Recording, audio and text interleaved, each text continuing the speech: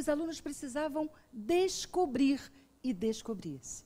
E aos 10 anos ele sai da França, seu pai manda Allan Kardec lá para a Suíça e ele vai estudar em Verdun, lá com Pestalozzi. De 6 às 20 horas ele estudava todas essas matérias. É para nós podermos ver a capacidade que esse espírito tinha para fazer o que fez. Porque nós já sabemos que precisamos desenvolver as duas asas, a asa do conhecimento e a asa da moral. E para fazer determinadas coisas, eu preciso caminhar com essas duas asas. E Allan Kardec estudava tudo isso. Aos 13, ele já fazia muita coisa, já estudava muita coisa. E ele fazia com muita dedicação e com muita maestria. Entre 1823 e 1831, vejam que ele nasceu em 1804. Em 1823, ele já estava publicando o primeiro livro. Em 1831, ele publicou mais 3. Em 1828, ele decidiu que ia se dedicar à educação. Bem jovem ainda, abriu uma primeira escola em parceria com um tio, e aí depois não deu certo, porque o tio acabou gastando todo o dinheiro da escola, ele teve que fechar a escola, e ele não abriu mão desse sonho, desse gosto, dessa questão da educação. Então, Allan Kardec era, sobretudo, um educador, sobretudo, um pesquisador. Em 1832, ele se casou com Amélie Boudet, que era professora da Escola de Belas Artes, poetisa e pintora. A mulher que o acompanhou até o final dos seus dias. Ela era mais velha que Allan Kardec, mas ela sobreviveu à morte de Allan Kardec. E Allan Kardec, embora talvez um pouco por causa das coisas, da história, de como fosse o contexto, muitos de nós não conhecem muito bem Amélie Boudet. Mas Amélie Boudet também era um espírito muito preparado. E foi o suporte de Allan Kardec todo o tempo. Foi ela que ajudou a este homem a fazer tudo que ele tinha de missão na Terra. Em 1843, no estado de Nova York, começam as situações, a conhecer situações da mediunidade em Hydesville. As irmãs Fox são conhecidas como, dentro do fenômeno, como aqueles primeiros acontecimentos. Então, historicamente, isso ficou marcado. Então, começaram lá nos Estados Unidos os fenômenos e depois eles foram se espalhando pela Inglaterra, pela França e espalhou-se nos 4 cantos do mundo. Era o século XIX. É preciso que a gente lembre também que, nessa época, era a época do iluminismo na França. Um período aberto às novas ideias. Vejam, o planejamento divino é de uma complexidade e de uma precisão que a gente ainda tem dificuldade para acessar. E aí vamos combinar, nós aqui no nosso país, nós somos bem fraquinhos de planejamento, não é não? A gente, então, é um aprendizado que a gente ainda está lutando barbaramente para ver se consegue. Mas lá na matemática divina, no planejamento divino, efetivamente, este não é um problema. Então, tudo completamente planejado, completamente programado para vir à Terra esse conteúdo quando nós, como seres humanos, já estávamos prontos para absorver esta profundidade do cristianismo. Nós somos cristãos espíritas. O fundamento da nossa doutrina é o cristianismo. Para quem já abriu o Evangelho segundo o Espiritismo, ele sempre começa com o quê? Com uma passagem do Novo Testamento. Com uma passagem evangélica. Como a dizer para nós, o Evangelho, aquilo que Jesus ensinou, é e será sempre a nossa base. E nós vamos, a partir do século XIX, aprofundando este entendimento do cristianismo. Somos cristãos espíritas. E no século XIX, então, começamos a nos preparar para esse aprofundamento com a codificação de Allan Kardec.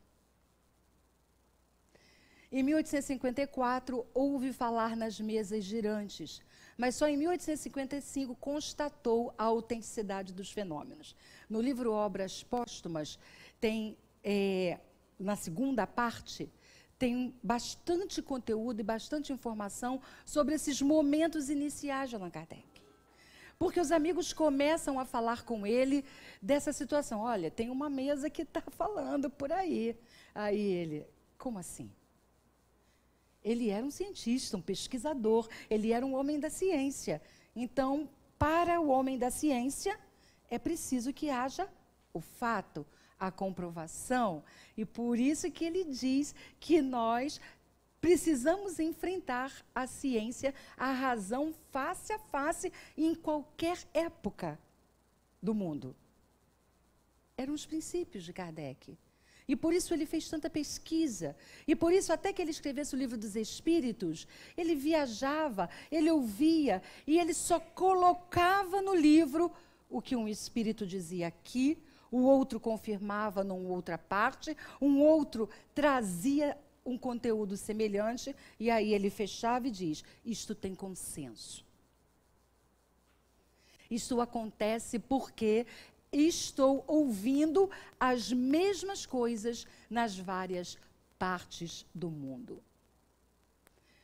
Zéfiro era um espírito que se manifestava com frequência nas reuniões realizadas na família Boudin, quando, em algum momento, um amigo disse para ele, você precisa ver. Você precisa saber o que acontece de perto, para que você entenda esse processo e, como nós, procura aprofundar e entender o que está acontecendo. Foi quando ele começou a se interessar.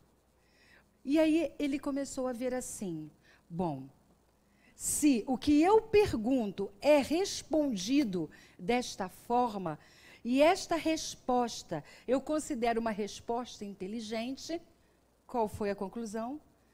Para uma consequência inteligente, eu tenho uma causa inteligente também. Eu não posso ter um efeito inteligente se eu não tenho uma causa que também o seja. E aí ele começou a pesquisar e a se interessar. Porque Allan Kardec, ele já era um conhecedor do magnetismo. O magnetismo é uma coisa que começou antes da doutrina espírita, né, do espiritismo. É lá de trás. Então, ele já conhecia os processos do magnetismo, as curas que se faziam por efeito da magnetização. Ele já conhecia. Ele não era estranho a isso. E quando começaram a chegar todas essas informações, todos esses conteúdos, ele precisava ver para crer. Ele conta também em Obras Póstumas, tem uma passagem bastante interessante, que ele está em casa, escrevendo. E aí ele começa a ouvir umas pancadas em casa, persistentes. Ele, a princípio, foi ver se era na parede, na casa do lado, na vizinha. Nada parecia que fosse ali, perto dele. Ele voltava para escrever, as pancadas persistiam. Ele continuou. Até que chegou uma hora, a esposa dele também chegou, também ouvia as pancadas. E quando foi mais ou menos meia-noite, ele foi dormir, desistiu, porque as pancadas não paravam, e aí ele foi dormir. No dia seguinte, ele foi para uma dessas reuniões que ele mesmo chamou de reunião mediúnica. E mediunidade foi um termo usado por Allan Kardec, e as reuniões mediúnicas também foram por Allan Kardec. E ele foi a essa reunião. E aí ele perguntou, que pancadas são essas? Eram aquelas na minha casa? E aí o espírito, por meio de uma médium, responde, era um espírito familiar. Assim, um espírito familiar? Sim, você pode então dar um recado a ele, perguntar se ele queria me dizer alguma coisa, o que estava acontecendo, por que ele estava dando essas pancadas. Aí o espírito fala assim, você pode falar com ele agora, ele está aqui. E aí ele pergunta, já que você é um espírito familiar, olha a forma como Allan Kardec se dirigiu a um espírito que ele nem sabia quem era. E ele virou-se e falou assim, já que você é um espírito familiar, agradeço a sua presença junto de mim. Seria possível que você pudesse me dizer quem é você? O que é que você queria comigo? Aí, em primeiro, ele diz assim, oh, que dor. E aí ele diz assim, primeiro ele fala assim, eu queria te chamar a atenção, porque, isso já por meio do processo mediúnico, eu queria chamar a atenção, porque o que você estava escrevendo está errado. Aí ele disse, acordei hoje de manhã e já corrigi. Eu vi que não estava certo, assim, continua errado. E aí ele ficou mais atento e sabendo que ele teria que ter muito cuidado com isso. E aí ele insiste na pergunta, mas seria permitido que eu soubesse quem é você? Para ti, vou me chamar Verdade. E a partir daí surgiu o Espírito Verdade. Estarei com você uma vez por mês, por 1/4 de hora, ou seja, 15 minutos. E o Espírito Verdade o acompanhou, assim como Zéfiro, que foi o Espírito que lhe sugeriu, que lhe contou que ele tinha sido das Gálias, um druida, e que tinha, naquela existência, recebido o nome de Allan Kardec. A partir daí, ele ficou sendo chamado Allan Kardec. Ele assumiu o nome Allan Kardec, que era o nome de uma existência passada, segundo a informação desse espírito Zéfiro, que estava sempre se apresentando nas reuniões mediúnicas. Obras póstumas é considerada uma obra complementar. Mas é muito importante, às vezes a gente deixa um pouco de lado, mas ela tem conteúdos que foram reunidos, porque são obras póstumas que foi organizado após o desencarne de Allan Kardec, mas que tem muita coisa interessante e esclarecedora para nós. Em 1856, o Espírito Verdade, esse espírito que tinha se apresentado, conforme tem a narração em obras póstumas, a narrativa, ele veio preveni-lo da rude missão que o esperava e disse, para que tais missões tenham êxito, não bastará só a inteligência. Faz-se mister primeiramente para agradar a Deus, humildade, modéstia, desinteresse, coragem, perseverança, inabalável firmeza, prudência e tato. Exigem-se, por fim, devotamento, abnegação e disposição a todos os sacrifícios. Nas 2 primeiras palavras, eu já teria desistido. Porque quando o Espírito diz assim, você vai precisar de tanta dedicação e de tantos atributos morais, assim, não é para mim. Essa é a nossa questão. É quando a gente olha para isso e olha para Allan Kardec e para qualquer outro vulto da nossa história e a gente diz, não é para mim. Começamos os nossos equívocos. Tudo é para nós. Tudo está ao nosso alcance. Tudo posso naquele que me fortalece. Não é verdade? Tudo posso tem a ver com a nossa vontade, com a nossa disposição, com a nossa disponibilidade interna para fazermos o que é preciso ser feito.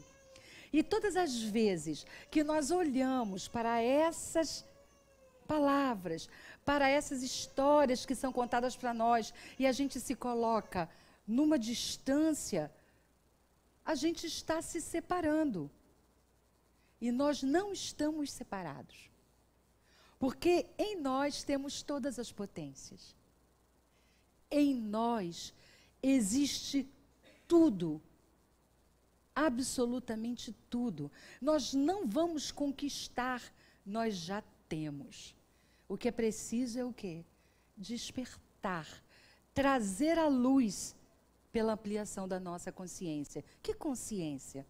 Consciência de quem somos. Em essência. Porque eu estou Jane, não sou Jane. Até porque, eu devo estar aí, ó. Nem me pergunta a minha idade. Porque não é porque eu não vou saber dizer não sei e digo a minha idade nessa existência com muita tranquilidade. É que eu não sei há quantos anos eu estou por aí. Pelo visto, deve estar há muito tempo rodando por aí. Como todos nós estamos aqui há muito tempo. Todos nós que já sentamos aqui para ouvir e estudar e nos dedicarmos à doutrina espírita, estamos rodando. Ninguém está acreditando que é espírito novinho aqui, né? É todo mundo velhinho de guerra. Estamos na luta boa há muito tempo. E hoje já nos permitimos estar aqui. Sacrifício, a gente sempre lembra. O que quer dizer a palavra sacrifício? É o sacro ofício. É o ofício sagrado. E muitas vezes a gente fala a palavra sacrifício como se fosse a maior, né? Associa às dificuldades. Mas não. A palavra sacrifício quer dizer isso. Quando eu estou num ofício que eu entendo que é sagrado para mim. E Allan Kardec entendeu isso com muita clareza. Entendeu que precisava mesmo daqueles atributos. Em nenhum momento Allan Kardec atribuiu a ele nada. O tempo todo ele disse, nada é meu. Tudo foi orientação dos espíritos. Eu só organizei. Eu só juntei num código para que pudesse fazer sentido, para pudesse ter uma lógica e a gente pudesse, ao longo do tempo, compreender tudo que os espíritos vinham trazendo para ele. Kardec era médium? Do tipo ostensivo, como ele mesmo classificou o tipo de mediunidade em O Livro dos Médiuns? Não, ele não era um médium ostensivo. Mas, com certeza, tinha uma conexão profunda pela intuição. Porque tudo que ele via, que ele recebia dos espíritos, era por meio de outros médiuns, não vinha dele.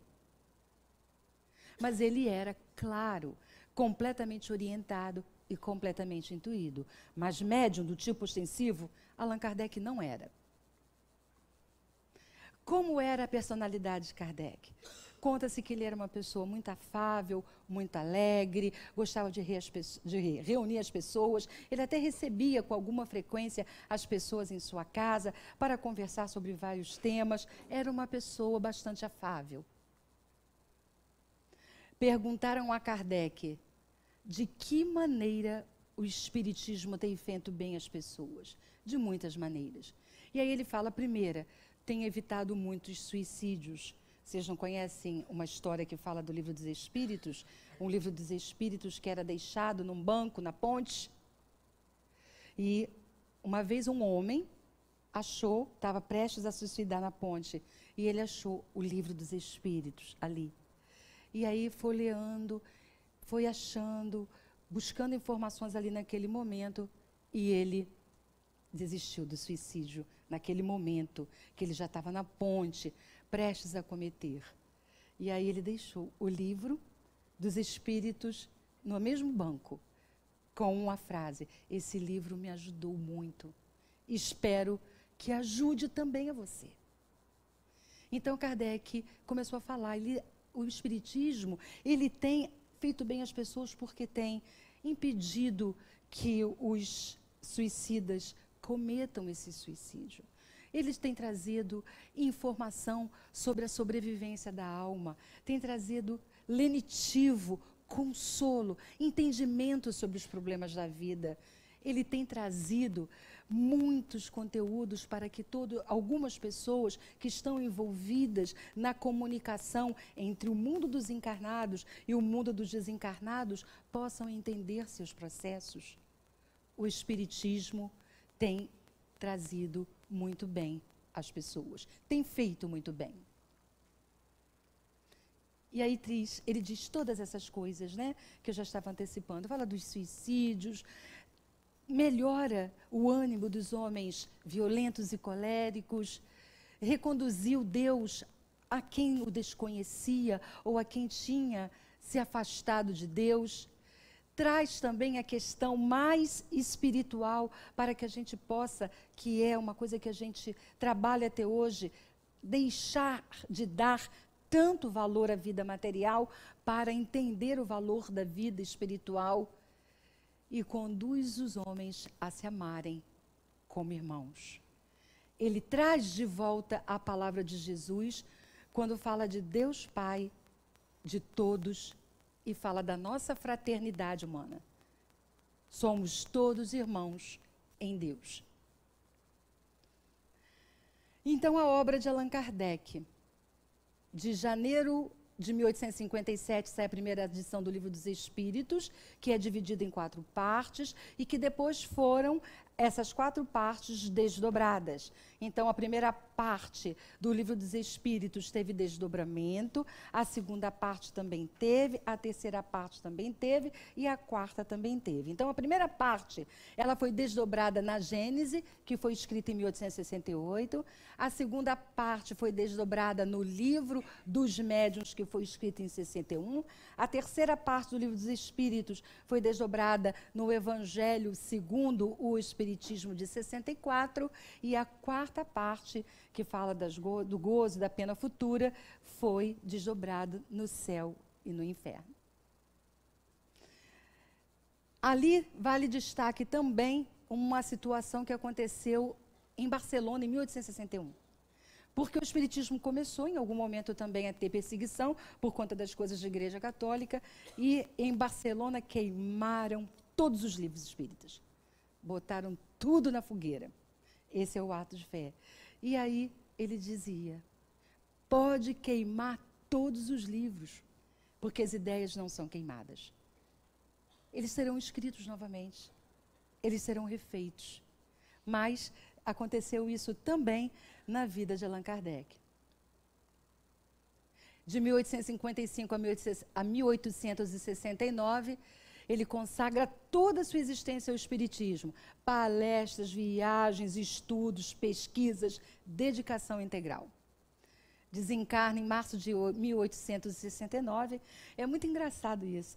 Lá no cemitério de Paris, é um dos túmulos mais visitados. A gente é espírita, sabe que tem nada ali.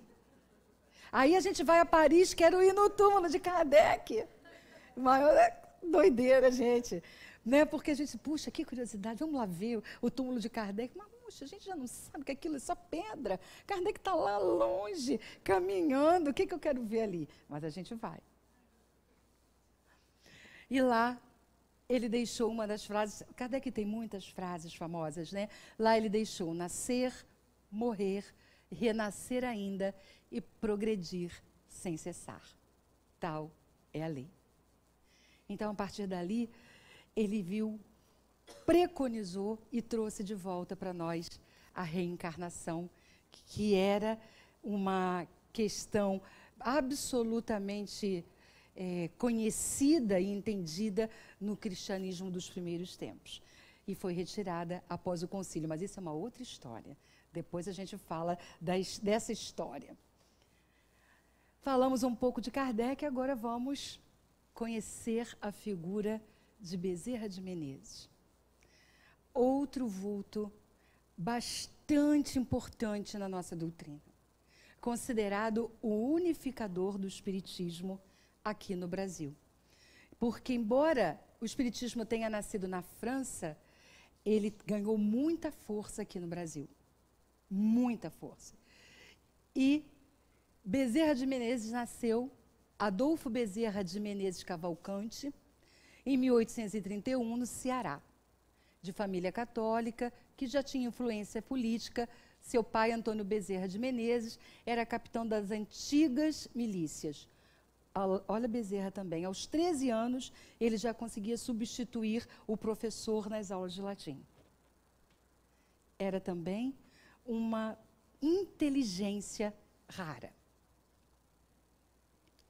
Bezerra era abolicionista, ecologista, lutou contra muitos preconceitos. Ele veio para o Rio de Janeiro, né, e formou-se em médico. Conta-se uma história da época da faculdade dele, narra-se que em algum momento ele veio com muito pouco dinheiro, né, do Ceará para morar no Rio de Janeiro, para fazer a faculdade de medicina. E ele estava vivendo um momento muito difícil. Ele estava sem dinheiro para pagar as taxas da faculdade, para pagar o aluguel, e estava na beira de ser despejado. Ele não era uma pessoa incrédula, então naquele momento ele estava com muita aflição, olhou para o céu e falou com Deus: preciso de ajuda. Uns dias depois, bateram na porta dele e era um jovem, educado, bem polido, pedindo a ele que lhe desse: estou precisando de aulas de matemática. O senhor não pode me dar umas aulas de matemática? E ele disse: mas matemática é a coisa que eu mais detesto na vida. Você quer justamente explicação sobre matemática? Por favor, estou precisando tanto. Aí ele lembrou daquelas coisas todas, que ele precisava pagar das contas. Vou ter que fazer esse sacrifício. Vou ter que voltar para a matemática e ensinar matemática para essa criatura. Concordou. Tá bom. Então, nós vamos estudar matemática, vou te dar as explicações. E concordaram lá no número de aulas, disse que quanto ia custar, e o jovem: então tá, eu vou te pagar adiantado essas aulas, tá bom? Não, não precisa não, faço questão. Te deu lá, sei, 50 mil réis, não sei bem a quantia, faz de conta que foi isso. 50 mil réis era o suficiente para ele pagar as contas dele. E aí ele pagou as contas, ficou feliz, tranquila, foi para a biblioteca pública, pegou os livros de matemática, se preparou para dar as aulas. Esse jovem nunca mais retornou. Nunca mais esse jovem apareceu. Foi alguém que surgiu na vida de Bezerra para ajudá-lo. Bezerra precisava ser médico. Ele tinha um compromisso com a medicina nessa existência. E o fez de uma maneira absolutamente distinta, diferente, porque fez da sua profissão um meio de servir ao próximo. E quando conheceu o Espiritismo, ele unificou o Espiritismo. Ele é ainda hoje uma grande referência no nosso meio. Todas as casas espíritas estão em contato com Bezerra, principalmente nos nossos trabalhos de cura. Porque ele foi e é o médico do corpo e o médico das almas. Então, Bezerra de Menezes, até hoje, está ligado no nosso planeta aos processos de cura que todos nós estamos em busca. Casou-se aos 27 anos e, após 4 anos, sua mulher desencarna, deixando-lhe um filho de 3 anos e outro de 1 ano. Algum tempo depois, ele se casa, né, tem segundas núpcias, casa com a irmã materna da primeira esposa, que já era quem cuidava dos 2 filhos do primeiro casamento. E com essa segunda mulher, ele teve mais 7, ele era bom na coisa. Ele teve 9 filhos, Bezerra. Ele era animado. Mas tinha uma reforma. Não, e aí eu vou contar para vocês daqui a pouco a forma como ele criava esses 9 filhos. É uma loucura, loucura total, como diz aí o moço lá da televisão. Reforma íntima constante, ele procurava a todo instante arrancar de seu interior os seus maus instintos. Inclusive, quando a primeira mulher desencarnou, ele ficou muito triste e alguém deu a Bíblia para ele. Ele leu a Bíblia inteirinha, mas não foi suficiente para ele como crença. não tinha trazido para ele aqueles conteúdos que ele estava buscando. Passou o tempo e um outro amigo que tinha também feito algumas traduções de livros espíritas, deu para ele o Livro dos Espíritos. E ele leu inteirinho. E ali ele se encontrou. Se encontrou, como posso explicar? Ali ele encontrou a sua verdade. Mas ele sentia, puxa, mas isso para mim parece que não é nenhuma novidade. Parece que já conheço o que o Livro dos Espíritos está trazendo para mim. Então, a percepção que ele teve do Livro dos Espíritos é que aquele conteúdo não era um conteúdo desconhecido. Que ele já tinha aquilo de alguma forma. E, a partir daí, ele começou efetivamente a se dedicar ao Espiritismo. Então, ele é conhecido como médico dos pobres, porque ele sofria com o sofrimento dos seus pacientes. Fazia mais do que prescrever o receituário. Era muito cheio de amor, bondade, sempre desejando ser útil. Quando ele se formou, que ele atendia no consultório, ele atendia em cima de uma farmácia, lá no centro, lá para o centro da cidade, o consultório dele começou a ficar muito cheio, muito cheio, muito cheio, e Bezerra durinho, porque ele não cobrava para atender. Os amigos não o invejavam, apesar de ele ter o consultório cheio, porque ele não ganhava nada. Ele não cobrava e só chegava no consultório gente pobre, muito pobre. E quando as pessoas saíam de lá e não tinham dinheiro para comprar o remédio, ele procurava no bolso os tostões dele, dava. Quando chegava em casa, ele não tinha o que comprar para dar aos filhos.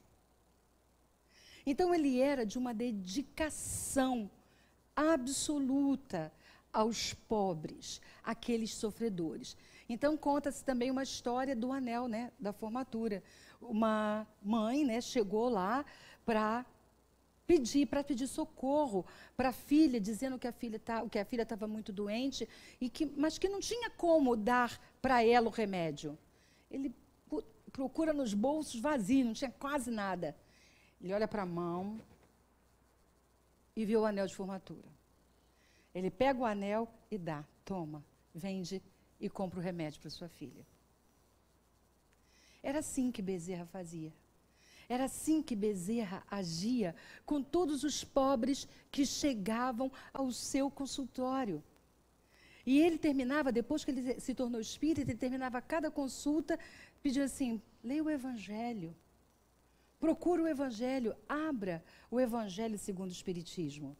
Tem uma outra história também, são histórias que são narradas sobre eles nos livros, que um homem chega, ele estava lá no consultório, o homem chega e diz, eu estou desempregado. Era um homem mal vestido, roto, isso foi já no centro espírita, não foi no consultório. Ele chegou para pedir ajuda, para poder levar alimento para a família. Então, ele estava já com mau cheiro, mal vestido, tinha rolado o dia inteiro atrás de emprego.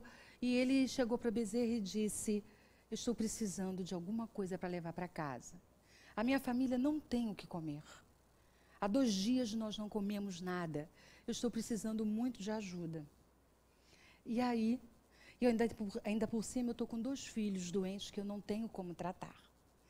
Bezerra, mais uma vez, procura o bolso vazio. Não tinha dinheiro para dar.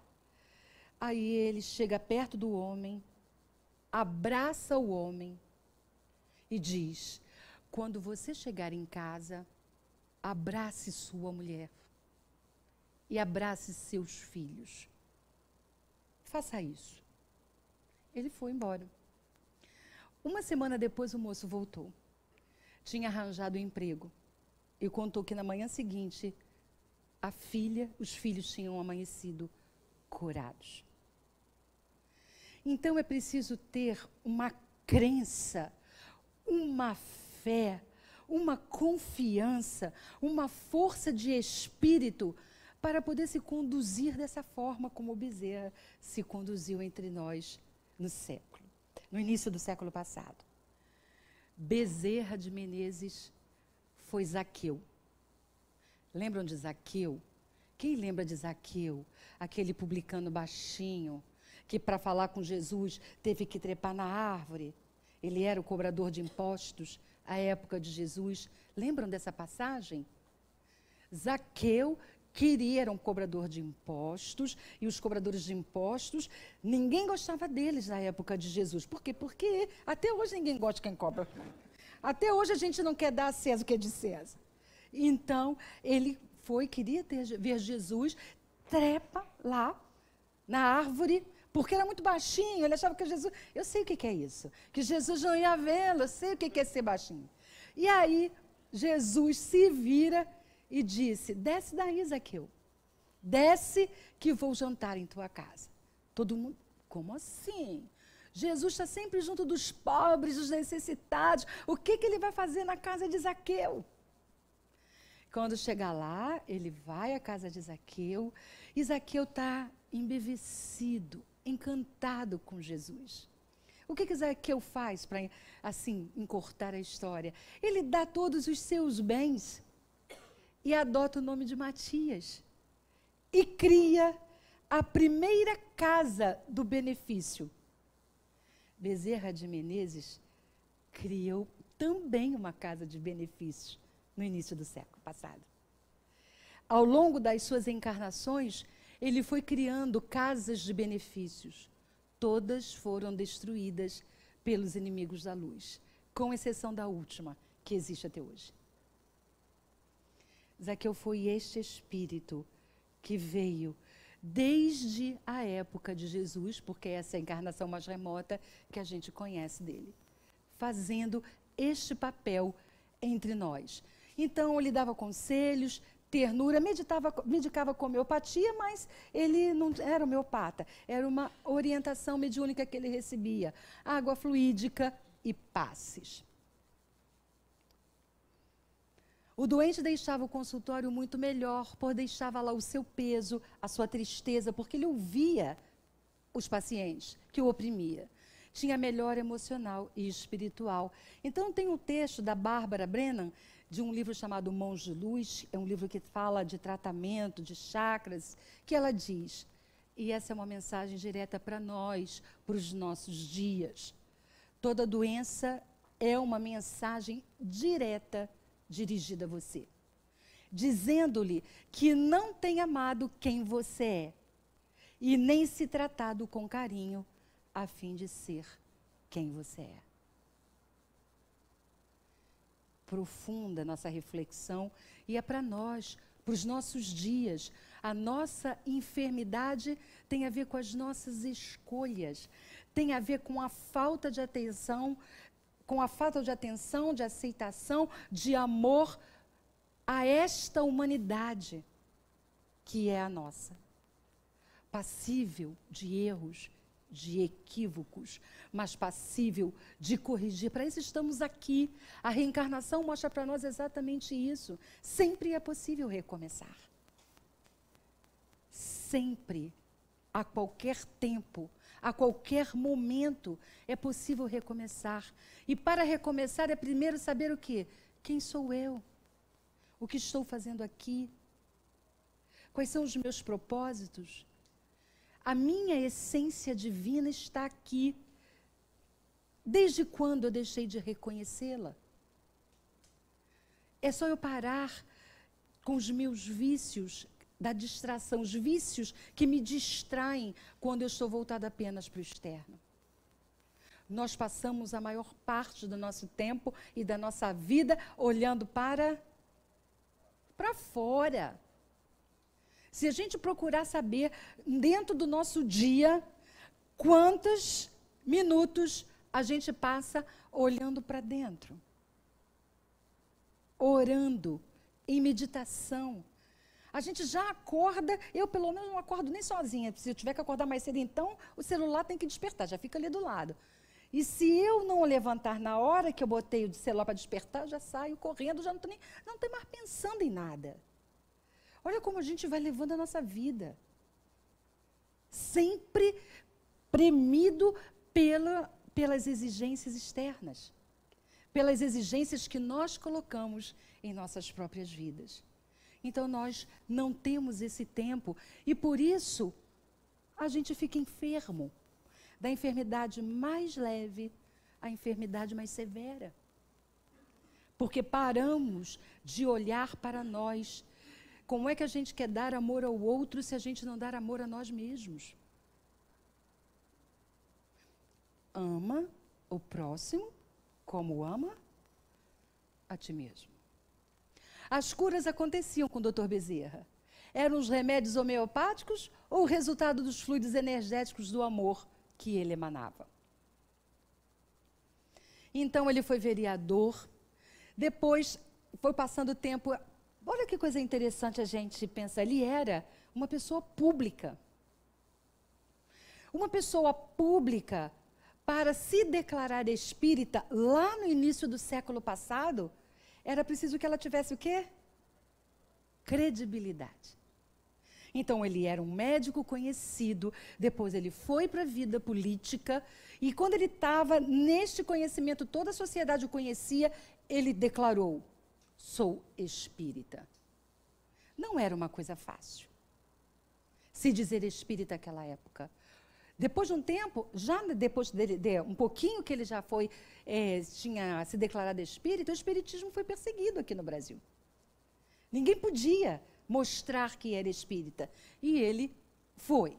Nesse tempo da perseguição, ele começou a escrever artigos do jornal com o pseudônimo de Max. Mas nunca deixou de escrever os seus artigos espíritas. Em 1891, ele se torna vice-presidente da Federação Espírita Brasileira, funda o Grupo Espírita Regeneração nas dependências da Casa de Ismael. E aqui ele cria, então, a Casa de Benefícios, a 6ª ou a 7ª, não estou bem lembrada, onde ele diz: aqui se aprende a amar e a servir. Em 1895, ele se torna o presidente e desencarna em 1900. Quando ele desencarnou, ele estava lá já, e ele conta, né, no livro conta essa história da passagem do desencarne dele. Ele é acordado suavemente pelo espírito Celina, uma emissária de Maria Santíssima. E ele acorda, olha, assim: Maria, Maria nada, Celina, é você? Sim, vim em nome de Maria. Acorda, Bezerra, você já está no mundo espiritual. E ele se dá conta dos familiares que estão ali, das pessoas amigas, de todos aqueles amigos que ele tinha convivido nos tempos do espiritismo.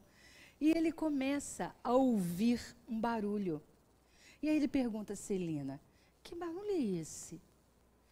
E ela o convida: venha ver. Era uma imensidão de espíritos orando alegres por ele. E disse: mas quem são essas pessoas? Não conheço ninguém. São todos aqueles a quem você ajudou no seu consultório, no centro espírita, todos os espíritos que você recebeu nas reuniões mediúnicas e deu uma palavra de amor, de consolo. Todos estão aqui orando em gratidão por você. E aí ele diz, repete como dizia em vida: tudo o que eu sou é tudo o que eu dou. O que eu dou faz de mim quem eu sou. E depois de um tempo, ele já poderia ter alçado as esferas superiores.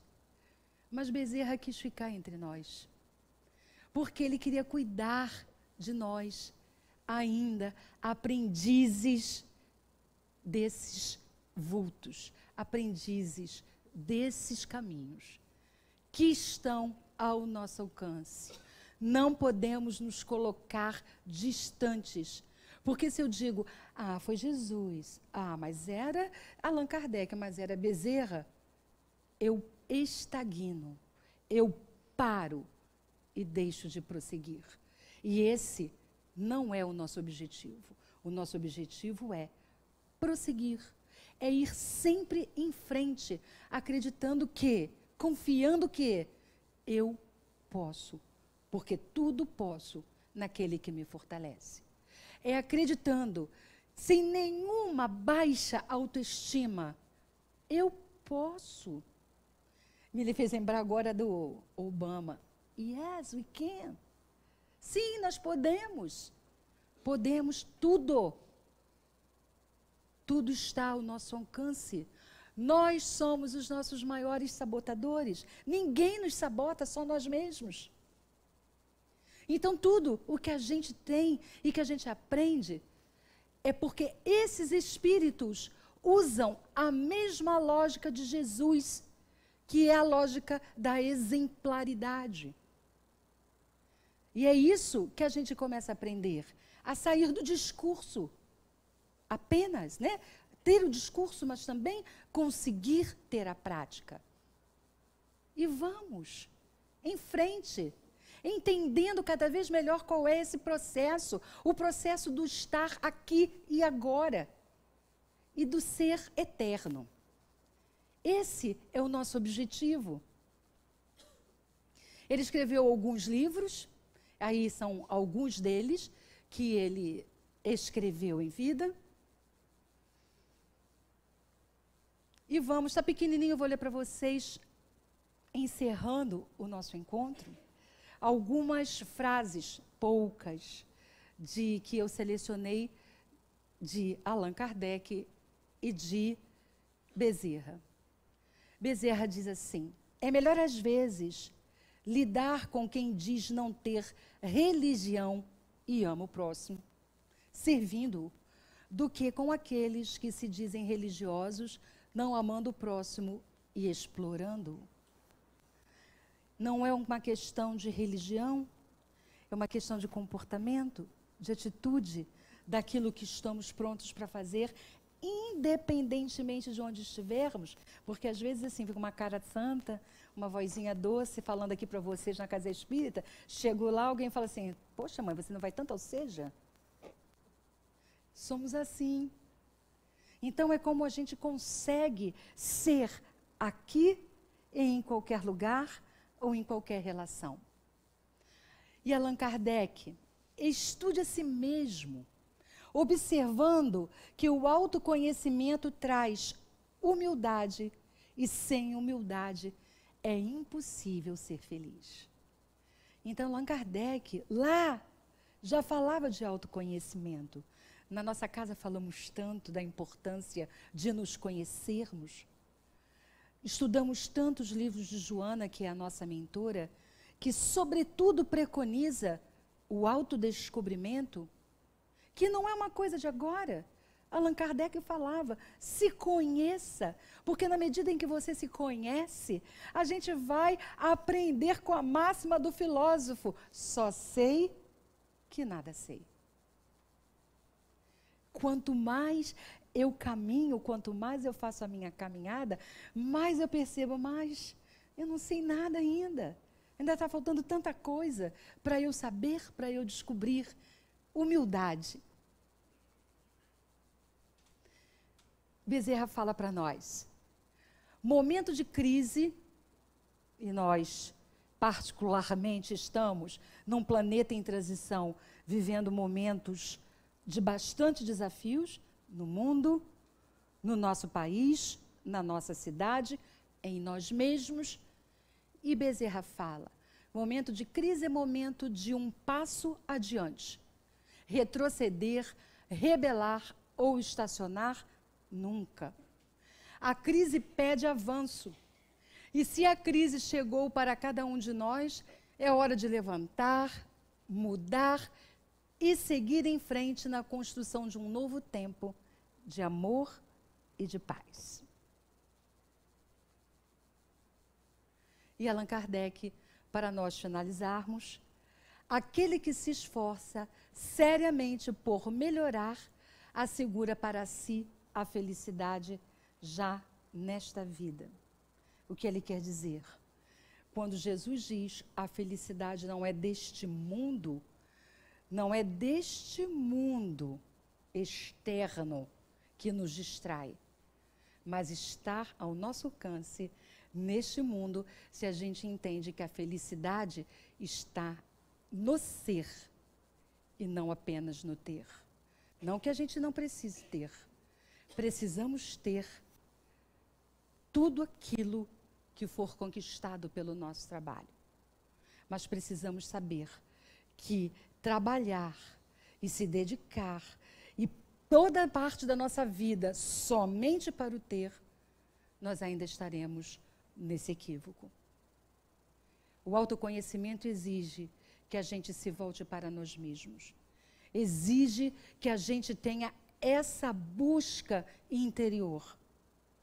Exige que a gente tenha uma autoavaliação constante. Que a gente seja observador de nós mesmos. Observar. Ver a ação. Ver o que nos move. O que é que estamos pensando. Olhar para nós. Para ter e ser simultaneamente, entendendo que ter é passageiro, é efêmero, e o ser é para toda a eternidade. Que o Senhor nos abençoe neste sábado, neste final de semana, que possamos fazer as nossas reflexões, que possamos nos sentir fortalecidos para retornar dia 4 de março e continuarmos com nossos estudos, quando vamos falar de um outro personagem que veio em seguida Bezerra, Chico Xavier, que foi aquele que trouxe maiores esclarecimentos com a sua série de André Luiz, da vida no mundo espiritual, em relação a tudo que Kardec falou para nós na codificação. Alguma observação? Alguém quer fazer algum comentário? Temos 2 minutos.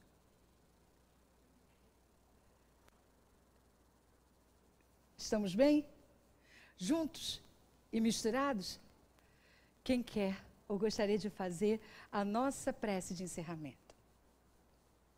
Algum voluntário? A casa precisa de voluntários, até para fazer prece. Não?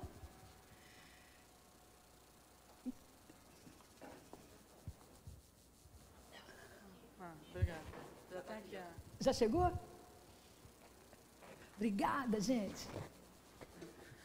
Jesus amado, Mestre, agradecemos essa oportunidade bendita de estarmos aqui, colhendo tantos ensinamentos, Senhor. Pedimos que essa energia positiva nos acompanhe durante o resto da semana. Pedimos que amplie nossas consciências para educarmos os nossos filhos, valorizarmos a vida e a nossa encarnação. E, ao mesmo tempo, pedimos bênção e aqui manifestamos o nosso agradecimento por todos esses espíritos de escola que vêm nos antecedendo para iluminar os nossos caminhos. Obrigada, assim seja. Que assim seja, graças a Deus. Obrigada, gente. Até!